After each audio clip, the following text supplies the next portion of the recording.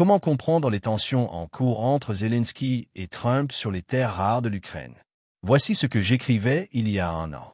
1389. Voici comment 40 pays de l'Occident ont profité des lacunes de Zelensky en intelligence financière pour piéger l'Ukraine et planifier sa spoliation jusqu'en 2068.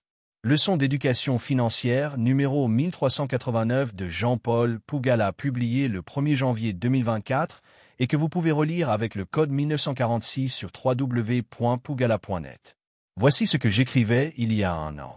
1389. Voici comment 40 pays de l'Occident ont profité des lacunes de Zelensky en intelligence financière pour piéger l'Ukraine et planifier sa spoliation jusqu'en 2068. Nous sommes le 1er janvier 2024. C'est la date d'anniversaire de l'indépendance de mon pays, le Cameroun. Mais les politiciens refusent de fêter cette date anniversaire, parce qu'ils n'ont pas l'intelligence de comprendre que sans la Deuxième Guerre mondiale qui a affaibli la France et le Royaume-Uni, cette indépendance n'aurait probablement jamais eu lieu. Les États-Unis ayant profité de la même loi qu'elle a votée en mai 2022 pour l'Ukraine appelée loi Prebuy ou la Land-Lease Act adoptée par le Congrès des États-Unis en mars 1941 et appliquée jusqu'en août 1945, pour littéralement spolier le Royaume-Uni et la France, contribuant ainsi à effacer de fait leurs empires coloniaux. Sans cela, il est très probable que cette indépendance que certains minimisent au point de refuser de la commémorer n'aurait jamais eu lieu. Et comme nous le verrons dans cette leçon, dans un document de l'armée américaine, si en plus, la France ne voulait pas se concentrer dans la seule colonie de peuplement qui lui restait, l'Algérie, très probablement, la vague des indépendances africaines en 1960 n'aurait jamais eu lieu. Malgré tout cela, les politiciens dans mon pays, le Cameroun, vont passer ce 1er janvier 2024, comme les 52 précédents, sous silence, comme si, sortir de plusieurs siècles des griffes de 3 prédateurs européens, l'Allemagne, la France et le Royaume-Uni, étaient juste anecdotiques pour le Cameroun, et rien de très important. La vérité est que les dirigeants de ce pays, qui sont sortis de l'école coloniale française de la Sorbonne, sont en toute bonne foi convaincus de la propagande française, la même à laquelle croient les dirigeants ukrainiens, d'avoir affaire à des pays européens qui sont les chantres de la liberté et de la prospérité, sans à aucun moment se poser la bonne question. Liberté pour qui? Pour le bourreau ou pour sa victime? Hier, dernier jour de l'année 2023, dimanche 31 décembre 2023 à 12h53, le philosophe français Alain Finkielkraut fait ces 3 déclarations qui ont retenu mon attention. Dans l'émission Grand Entretien, sur la télévision d'information en continu, LCI. 1. L'Ukraine est l'avant-poste de la civilisation européenne. 2. Poutine représente un danger pour son peuple et la fatalité du malheur russe. 3. Aux États-Unis comme en Europe, la réaction à l'invasion en Ukraine a été salutaire. De quoi s'agit-il? Dans le système capitaliste, les amis, ça n'existe pas. Il existe juste des prédateurs et les proies, les bourreaux et leurs victimes. Et dans la leçon d'aujourd'hui, vous allez comprendre que dans le système libéral occidental, les bourreaux ne sont pas toujours ceux que vous croyez. Depuis le 24 février 2022, le monde entier assiste à l'indignation, la fureur et la révolte de 40 pays d'Occident, avec en tête les États-Unis, sur les comportements inacceptables, disent-ils, de la Russie, d'avoir envahi un pays libre et démocratique comme l'Ukraine, et qu'il faut à tout prix arrêter cette agression, pour éviter que d'autres pays aient demain la même idée. Tout le monde entier connaît Boutcha, la ville où la Russie aurait fait de nombreuses victimes civiles ukrainiennes. Le monde entier sait que Poutine a déplacé les enfants, peu importe la raison, mais ce geste est si ignoble qu'il mérite un mandat d'arrêt de la Cour pénale internationale. Et puis, le 7 octobre 2023, arrivent les tueries du mouvement Hamas en Israël, avec 1200 morts, suivies des représailles d'Israël encore en cours, avec plus de 21 000 morts. Et là, le monde entier se rend compte que les comptes ne sont pas nets, qu'il y a quelque chose qui ne va pas. On se pose soudainement 1000 questions à la fois, sur la raison du silence de la Cour pénale internationale devant les milliers d'enfants tués par Israël à Gaza. Sauf qu'à ces questions, le monde se donne les mauvaises réponses.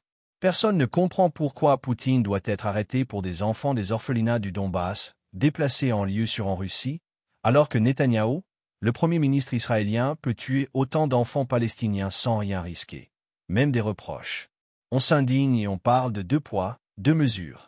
Sauf jamais toucher la vraie raison de ce double standard. Et la vraie raison est financière. La vraie différence entre la Palestine et l'Ukraine est qu'il n'y a rien à spolier en Palestine, il n'y a rien à voler.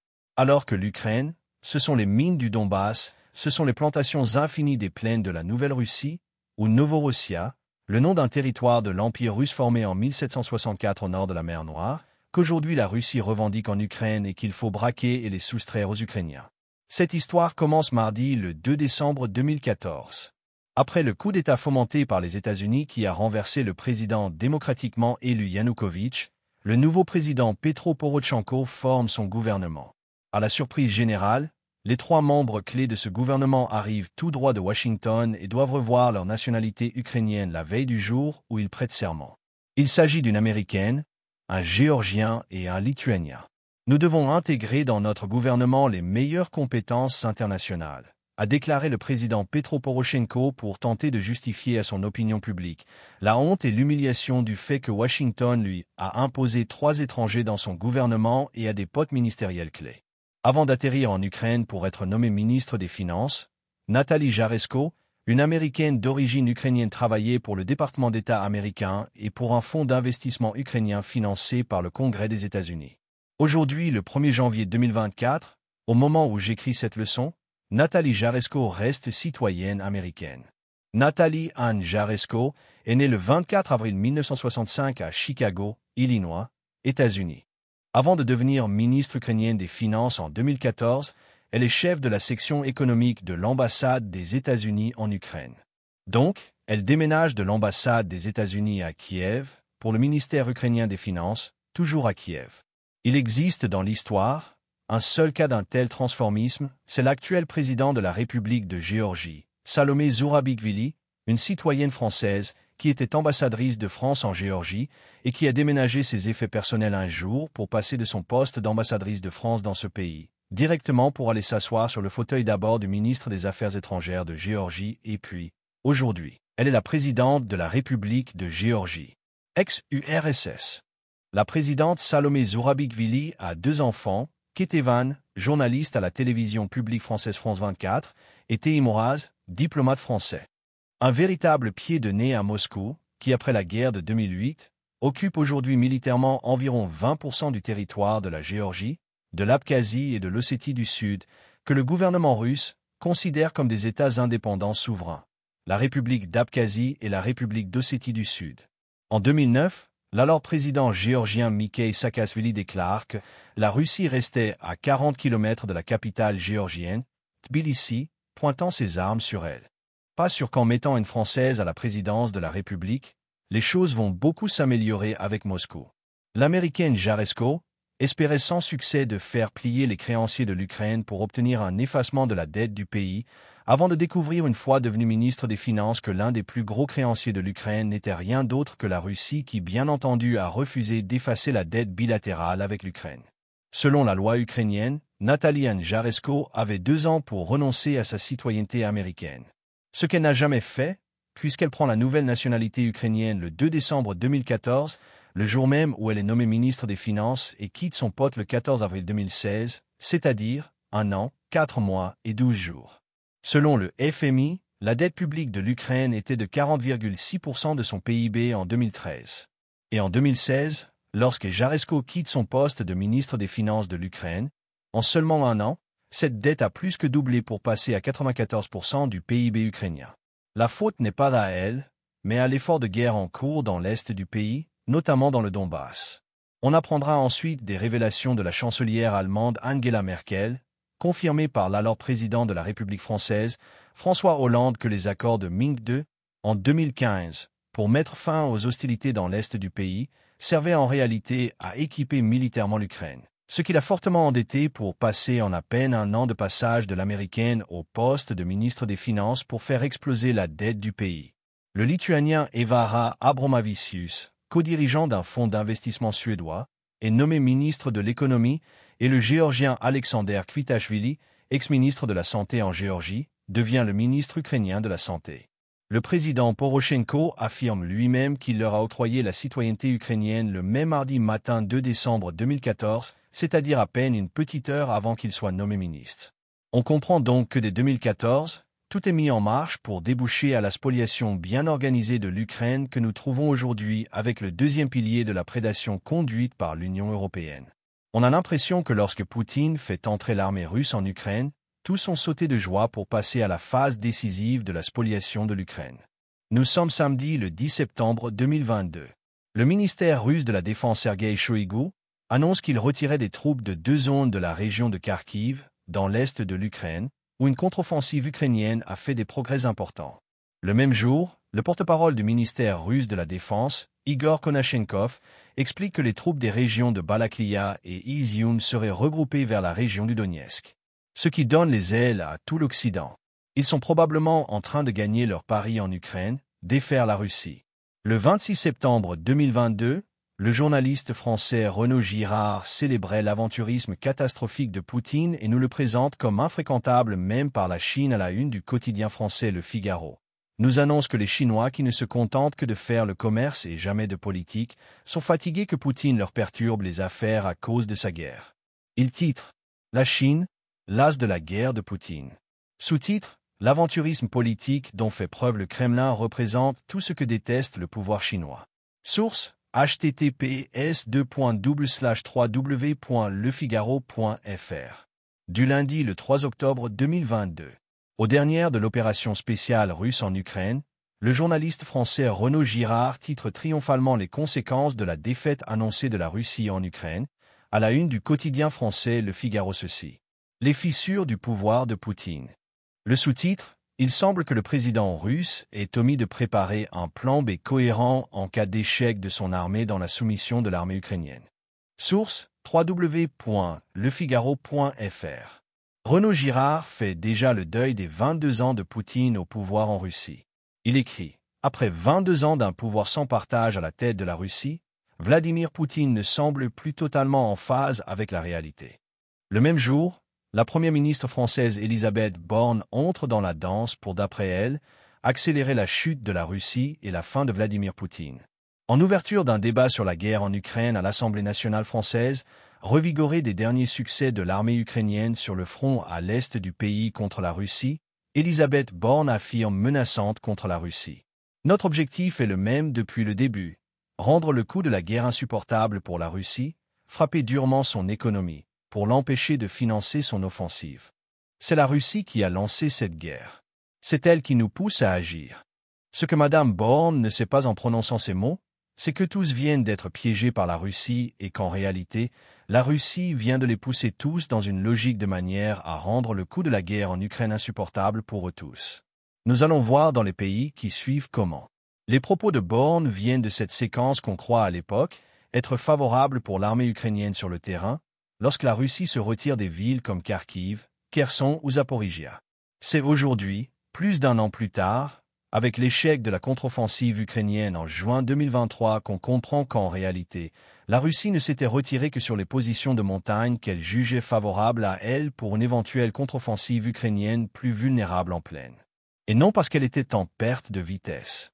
C'est forte de ces fausses informations venant du front et que la première ministre française promet au Parlement le 3 octobre 2022 de rendre le coût de la guerre insupportable pour la Russie, frapper durement son économie, pour l'empêcher de financer son offensive. Le lendemain, le 4 octobre 2022, comme par surprise, le président de la Banque centrale ukrainienne, Kyrylo Shevchenko, est poussé à la sortie en annonçant sa démission pour des raisons de santé. Il affirme « J'ai adressé au président ukrainien Volodymyr Zelensky la demande d'accepter ma démission, décision prise pour des raisons liées à ma santé.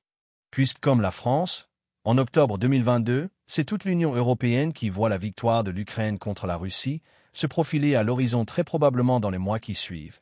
À la place de Kyrylo Shevchenko à la Banque centrale de Russie, arrive celui qui va signer le mémorandum qui va brader tout le territoire ukrainien pour 50 ans, ou tout au moins, jusqu'en 2068. Vendredi le 7 octobre 2022, le Parlement ukrainien approuve la nomination d'Andriy Pichny au poste de directeur de la Banque centrale. Un véritable pied de nez à Moscou, qui après la guerre de 2008, occupe aujourd'hui militairement environ 20% du territoire de la Géorgie, de l'Abkhazie et de l'Ossétie du Sud, que le gouvernement russe considère comme des États indépendants souverains, la République d'Abkhazie et la République d'Ossétie du Sud. En 2009, l'alors président géorgien Mikhail Saakashvili déclare que la Russie restait à 40 km de la capitale géorgienne, Tbilissi, pointant ses armes sur elle. Pas sûr qu'en mettant une Française à la présidence de la République, les choses vont beaucoup s'améliorer avec Moscou. L'américaine Jaresko espérait sans succès de faire plier les créanciers de l'Ukraine pour obtenir un effacement de la dette du pays, avant de découvrir une fois devenu ministre des Finances que l'un des plus gros créanciers de l'Ukraine n'était rien d'autre que la Russie qui, bien entendu, a refusé d'effacer la dette bilatérale avec l'Ukraine.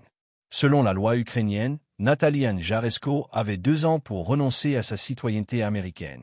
Ce qu'elle n'a jamais fait, puisqu'elle prend la nouvelle nationalité ukrainienne le 2 décembre 2014, le jour même où elle est nommée ministre des Finances et quitte son poste le 14 avril 2016, c'est-à-dire 1 an, 4 mois et 12 jours.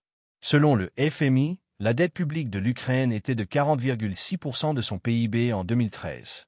Et en 2016, lorsque Jaresko quitte son poste de ministre des Finances de l'Ukraine, en seulement 1 an, cette dette a plus que doublé pour passer à 94% du PIB ukrainien.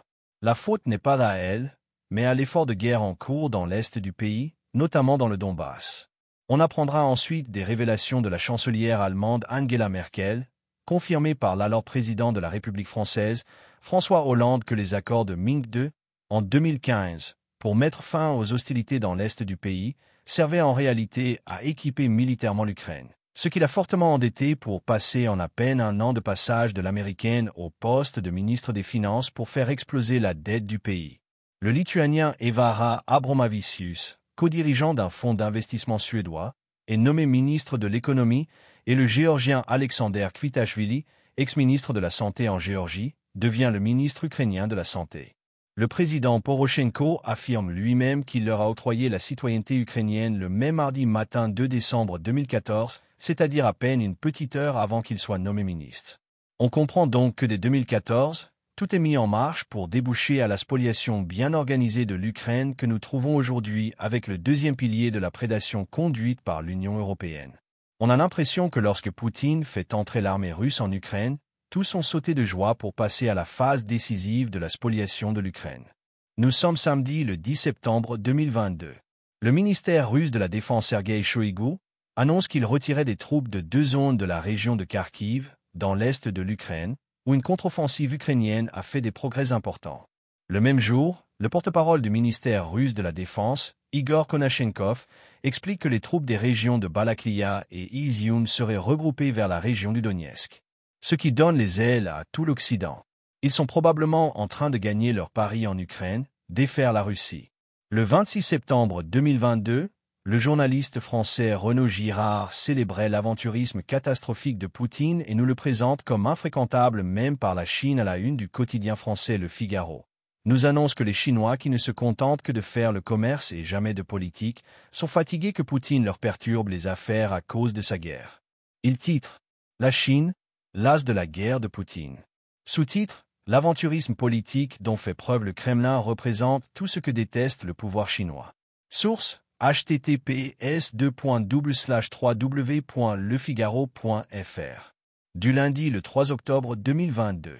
Aux dernières de l'opération spéciale russe en Ukraine, le journaliste français Renaud Girard titre triomphalement les conséquences de la défaite annoncée de la Russie en Ukraine, à la une du quotidien français Le Figaro ceci.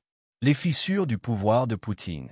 Le sous-titre, il semble que le président russe ait omis de préparer un plan B cohérent en cas d'échec de son armée dans la soumission de l'armée ukrainienne. Source www.lefigaro.fr. Renaud Girard fait déjà le deuil des 22 ans de Poutine au pouvoir en Russie.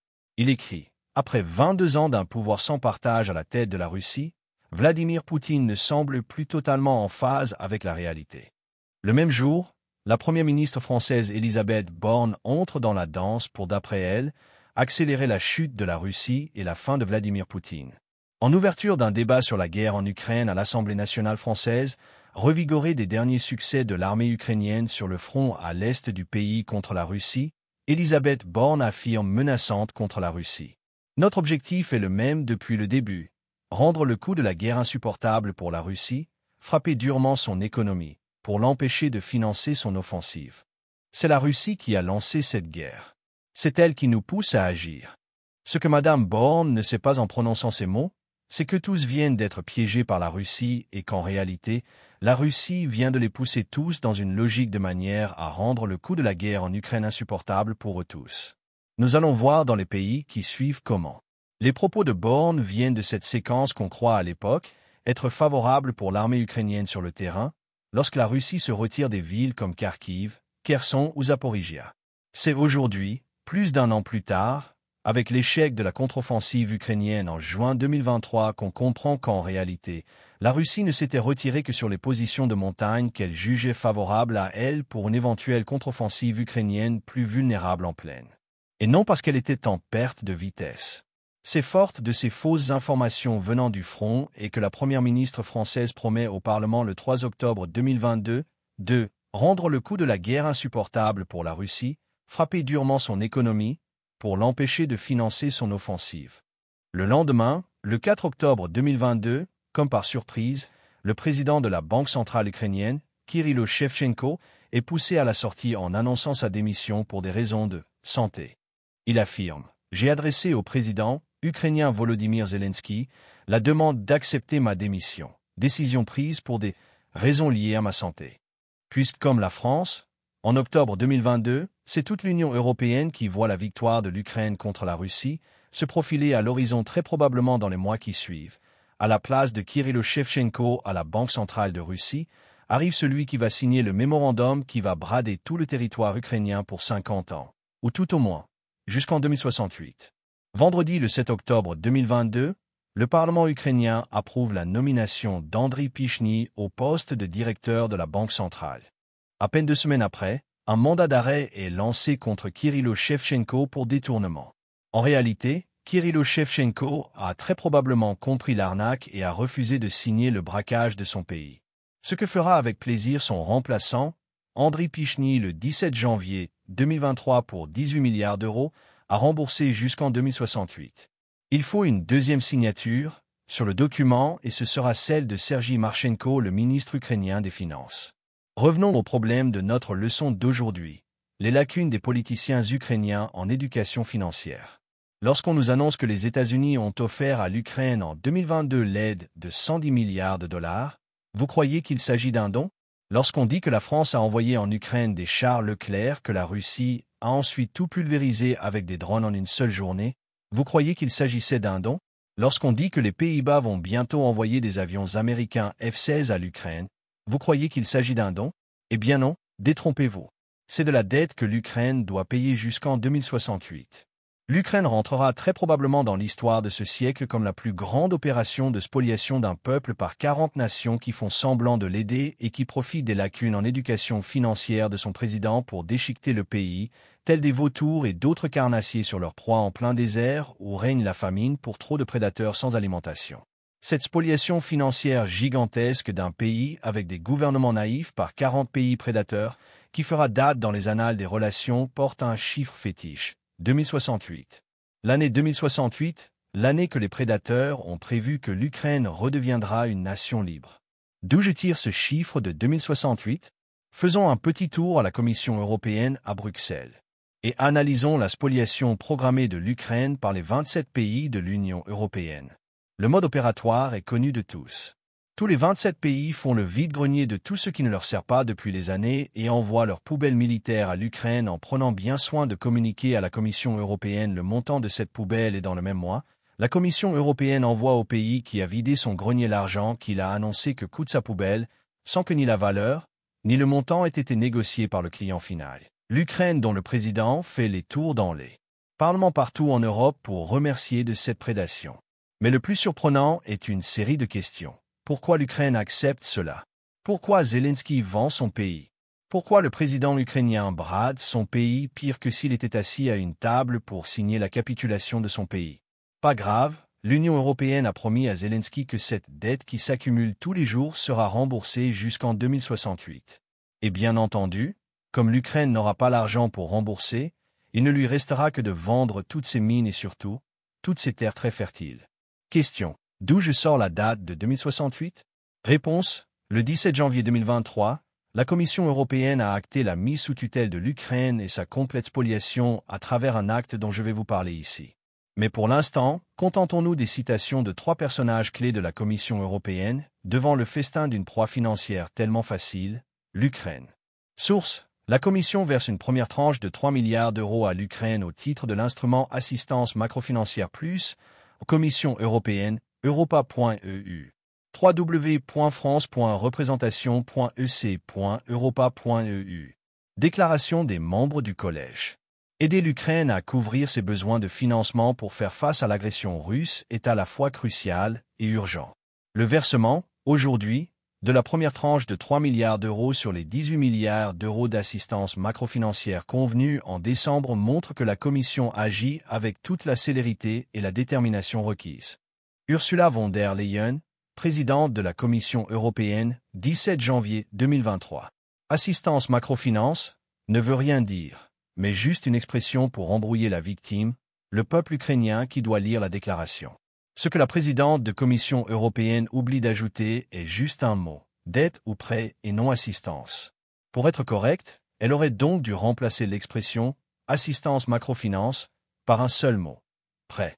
Ainsi, la phrase aurait donc dû être le versement, aujourd'hui, de la première tranche de 3 milliards d'euros sur les 18 milliards d'euros de prêts. Madame Ursula von der Leyen sait que les politiciens ukrainiens qui n'ont pas une solide éducation financière prendront le mot assistance pour don. Ils vont en toute bonne foi croire que la riche Union européenne est capable de les aider par subvention, c'est-à-dire une aide financière qu'ils ne vont jamais rembourser. Fatale erreur. Ils se trompent amèrement. Ce même jour du 17 janvier 2023, c'est le commissaire européen au commerce, Valdis Dombrovskis, de la Lettonie, qui va volontairement induire les politiciens ukrainiens en erreur en leur faisant croire que les 18 milliards d'euros qu'ils allaient recevoir dont 3 milliards d'euros ce jour-là étaient une prodigalité, une généreuse offrande, une donation de l'Union européenne, une largesse, un legs qui ne sera jamais remboursé. Pour bien induire en erreur ces interlocuteurs ukrainiens qui vont signer leur spoliation en toute bonne foi, le commissaire Valdis Dombrovskis fait dans la prestidigitation, il escamotait des mots bien choisis pour faire des tours, comme le magicien au cirque. Voici ce qu'il déclare pour se féliciter de l'accord de spoliation de l'Ukraine ce jour-là. Le versement d'aujourd'hui confirme une nouvelle fois l'unité de l'Europe et son engagement envers l'Ukraine face à l'agression que la Russie mène sans relâche, afin d'aider le pays à couvrir ses besoins quotidiens les plus pressants et à survivre aux conditions hivernales glaciales. C'est le premier d'une série de paiements réguliers que l'UE effectuera à l'Ukraine tout au long de l'année 2023, sous réserve de conditions liées aux réformes à mettre en œuvre par l'Ukraine dans des domaines tels que la lutte contre la fraude et la corruption et le renforcement de l'état de droit. L'invasion brutale de l'Ukraine par la Russie est dévastatrice pour le peuple ukrainien et le tissu socio-économique du pays. L'UE se tiendra aux côtés de l'Ukraine aussi longtemps qu'il le faudra. Valdis Dombrovskis, Lettonie, commissaire européen au commerce, 17 janvier 2023. La messe est dite. On fait croire aux Ukrainiens que les seules conditions qu'ils doivent respecter en échange de 18 milliards d'euros, c'est faire des réformes pour lutter contre la fraude et la corruption et surtout, renforcer l'état de droit et le tour est joué. Voici encore les mots du commissaire européen Valdis Dombrovskis. Sous réserve de conditions liées aux réformes à mettre en œuvre par l'Ukraine dans des domaines tels que la lutte contre la fraude et la corruption et le renforcement de l'état de droit. C'est l'Italien Paolo Gentiloni, commissaire européen à l'économie, qui va achever d'embobiner les Ukrainiens. Il faut observer au passage qu'ils ont tous une narration bien rodée, celle de désigner un prêt par assistance macrofinancière. Là où il excelle en prestidigitation, c'est là où il garantit aux Ukrainiens que cet argent n'est pas un prêt, mais un témoignage de notre solidarité et de notre soutien sans faille à l'Ukraine.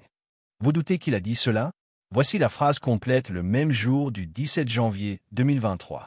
Le peuple ukrainien fait preuve d'une force d'âme inébranlable, mais l'agression incessante de la Russie a laissé des villes entières en ruine. Le versement de 3 milliards d'euros effectué aujourd'hui aidera le pays à maintenir les fonctions essentielles de l'État, à rétablir ses infrastructures critiques et à assurer la stabilité macroéconomique.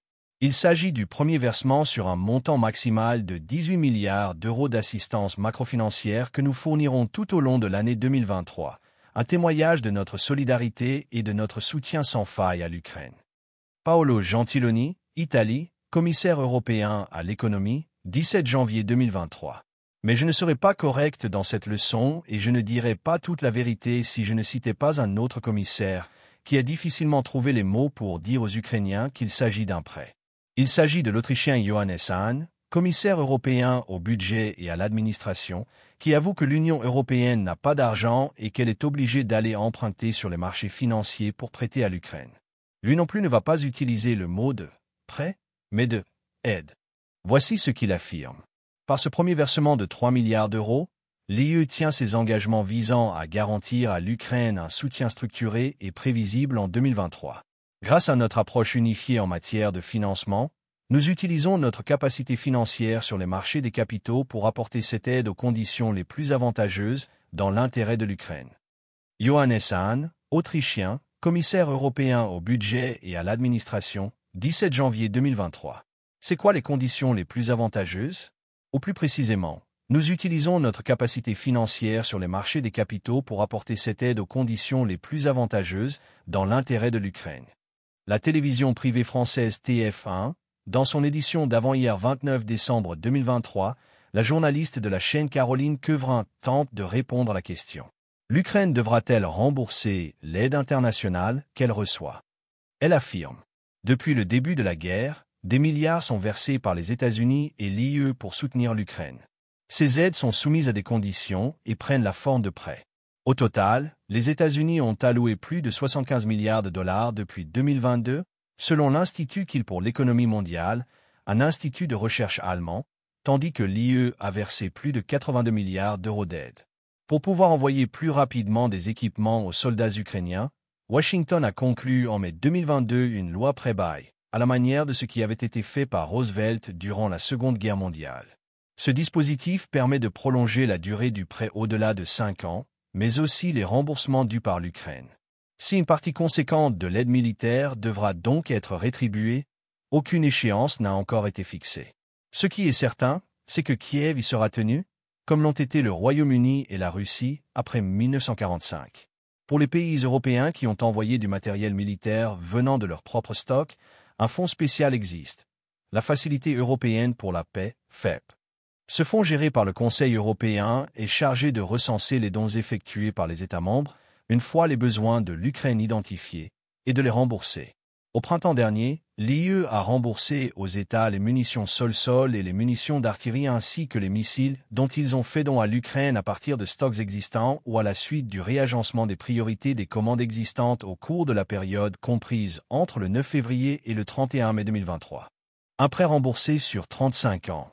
En parallèle, les États européens ont déjà versé à son allié ukrainien près de 10 milliards d'euros sous la forme de subventions, de prêts et de garanties.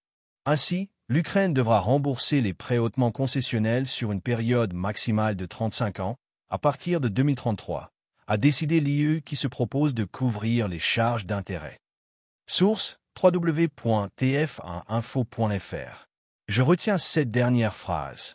L'Ukraine devra rembourser les prêts hautement concessionnels sur une période maximale de 35 ans, à partir de 2033, a décidé l'UE qui se propose de couvrir les charges d'intérêt. C'est quoi les prêts concessionnels? Il s'agit d'un piège qui donne l'illusion à un pays qu'il peut emprunter, sans rien payer en intérêt.